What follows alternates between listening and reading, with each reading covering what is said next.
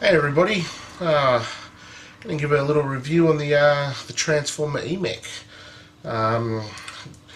Give my do a bit of uppy closey, let you know, see how it works and all the features that it comes with, and then we'll come back up and I'll give you my thoughts. So let's get to it. Okay, so here we are, up close and personal with the e-mech. So let's go through. This is the version 2 model. As you can see, it's still got the speaker grill on the back, but there's no sound. This is the one that stands by itself. Apparently the first version didn't, but it's not exactly stable. If you have a look at the bottom here, it's a bit hard to see on the cap, but the these two bevels here, it would have been a lot better. I know this is sort of a feature for the style, but it would have been better if maybe another nib here, or this being sort of completely flat, so it just stood a lot better. That's really wobbly and really unstable. But anyway, let's go through a few of the features. So basically, you turn it on, just a single push. When you click it, you've got your second counter there, and just get a pair of scissors, use them as a little pointy. But now we go up nice and close. It's a bit hard to see there, but basically you've got your power reading here, which tells you your battery life. The day of the week, what volts you're vaping at, or wattage, as I am at the moment, the year, date, time, and then you've got your puff counter. You've also got the little locking mechanism there, which is activated by pressing your plus and minus both at the same time. I'll try and demonstrate that. Oh, we're in the menu there. Just got to wait. There we go. So if I click the plus, now you can see, a bit hard to see there on camera, but the little locks are turned off, and that allows me to adjust up and down. These two buttons are very touch sensitive, so once you've got it set to where you want it, basically lock the screen, and I have found that it's a bit hard to do on camera. There we go. I have found that because it's so touch sensitive, while it's in your pocket, or even just placing it down on the bench like that, will activate those buttons and it will adjust your settings. So it's recommended when not in use, put it on lock. You got your 510 connection here, beauty ring, as well as ego. You do have, if you can see it in there, there's one drilled hole there, and if I flip it round, there you can see there's another one on the other side to give you a bit more ventilation. Because I use the K-Fan, and it's got that's pretty much mainly what I use. It's got its own ventilation. So if you're using something that sits flush and sort of requires that airflow underneath, it might be a good idea to maybe drill out a couple more of those holes. Pretty easy, pretty simple to do. Okay, some of the other features. Basically, when you push your fire button, you'll see there you got the Dovpo logo there that glows each time you push the fire button. You've also got the one on the power button. Yeah, it's a bit hard to see there, but that glows there. I mean, this, as cool as that is, it's relatively pointless, because the only way to make it work is you got your finger on the trigger, so you can never actually see it. What I really do like about this is the way that these batteries come off. You can see these little nibs here. They just lift up and down nice and easily. I'm actually going to change the batteries now, so we'll do that. Case just flips off. Just give it a quick pull, and out come back come the batteries. Now I have been told that because of I don't have any nipple top 18650, so I haven't been able to confirm it, but basically because this one sticks out a lot more than this one back here, which is even harder to see, that a nipple top either won't fit or very difficulty fitting in this section here. But I found this string comes in really handy. It's there. Use it. It makes changing batteries really simple, really easily. Just pop them in. I mean, we've all changed batteries before. Put the case back on.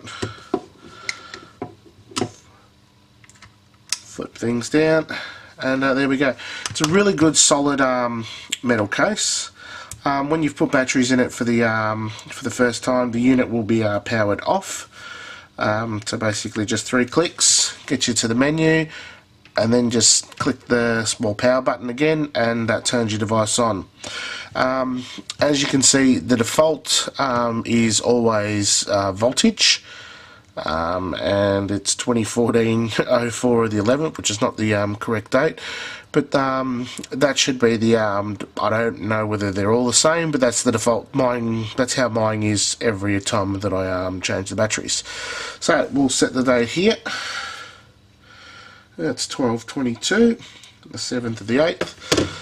So okay, so basically 3 clicks gets us to the menu. Now we use the left and right buttons, which will go through our options. Now first thing I usually do is I put it on watts. That's just because what I prefer. So once you push the select button, it'll come back to here. So you've got to sort of keep clicking 3 times, and the only other thing we need to set is the time and the date. So we'll do that now. We'll go through our plus and minus, which makes everything just go up and down. Power button to select. That's the 4th. We don't want the 4th. We want the 8th.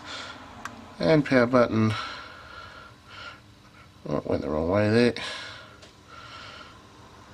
And the 7th. Power button again. And we know it's 12. And we know it's 12/22.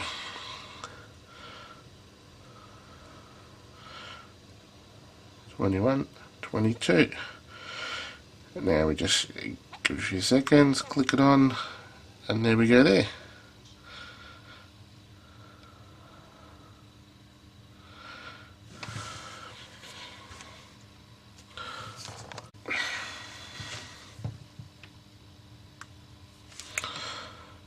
Okay, so we've got our date and our time set. It's Thursday. We've got no puffs. When we push the fire button, it will give us our second counter.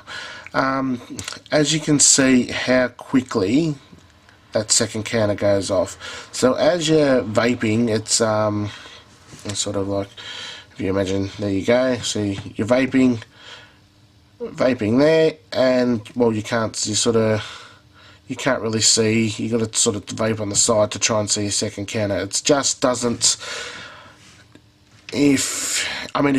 Because they've put it on as a feature, it doesn't really matter sort of how long you're taking each puff for.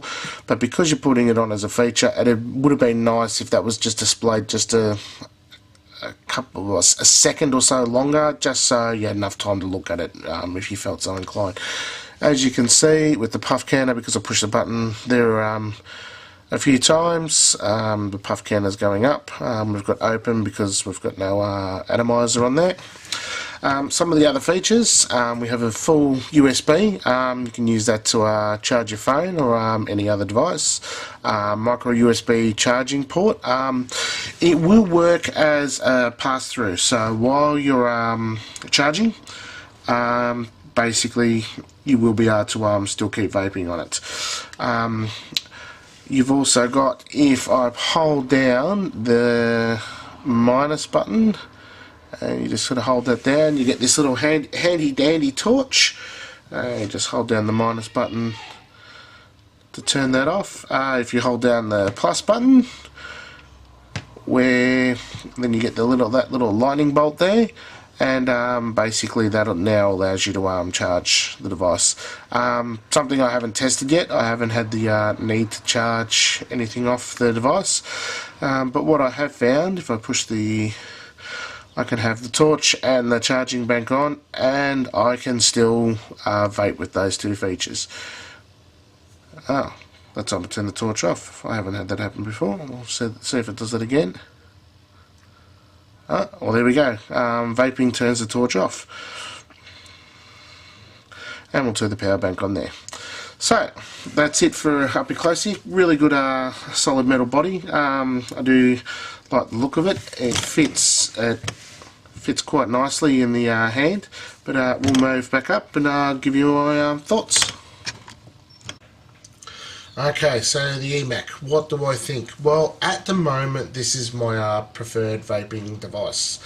I did have the DNA clone, but basically this one was fraught with problems. It had that little feature where you had to click, wait for it to light up, and then you could vape, which was really, really annoying. I also found in the middle of the night the LED would just turn on, and a bright blue light in a really dark room can tend to wake you up. It was those two things of the DNA device that just really, really annoyed me, but it is a clone. I don't know whether the original does the same thing. It probably doesn't, but I mean, I suppose that's what can be said. I suppose that's what happens when you buy clones. They've fraught with problems. I was willing to, if it wasn't for the e-mech, I would have been willing to put up with the problems that these have. But because now I got the e-mech, I don't have to. I'd probably, if I was out and about, I'd probably still take the DNA. It's just a lot more compact and a lot easier to hold. The other problem with the DNA, I found I had to change the batteries about every 2 hours. So without two of these devices, without one on permanently charge, it just became a pain because of the screws for the battery. They were just a pain in the bum to change constantly, to get the screwdriver out. I mean, it just took time. With the e-mech having these little nibs here, just a lot quicker, a lot easier to change the batteries. Two things that I do like about the DNA is one, just the way that it stands up nicely. It's just got a good solid base, and it'll stand. I mean, it just stands up nicely. I can probably even get it to just stand up in my hand. Or not quite, yeah. But it stands solid. It stands nice, and I mean it's a good size device. I mean it fits nicely in the hand. And they were the two things that I liked about that. But everything else just annoyed me. Changing the battery, the little blue light coming on and off, having to click twice every time that I wanted to vape. The cons about the e-mech. Well, the other is it stands, but it's very wobbly. Just a slight bump to the table and she'll knock over. So because I use the K-Fan, it doesn't really matter that much, but I know a lot of devices don't sort of like to be laid down. As you can see, it's quite a long device with the K-Fan there, and I like a long drip tip. So, I mean, it's quite a large device, so it's not really sort of an out and about vape. I mean, at home it's perfectly fine, but it's probably not something that you travel with all that much. But I mean, if you were travelling to meet other vapors and things like that, you might travel with it to show it off. I'm just going to change it to Oxey so I can have a vape. Put it on lock. But so I mean, that's really the only thing. It's size, but its battery life is long. I've found that with the double battery, I can usually go all day without having to put it on charge or without having to change the batteries. So that's a really big plus for me. But I mean, that standing up, it's sort of like you have to sort of lay it down every time that you when you stand it up. It will stand, but it's but it's very, very wobbly. Would I recommend getting one? Definitely. If you don't have one in your collection, or if you're new to VB devices and you want something big and chunky and you don't want the usual tubes like the Vambo or the C-cig or things like that, I would recommend this. I've got a Vambo, and this compared to the Vambo, there's just no comparison. So yeah, that's my thoughts, and catch you next time.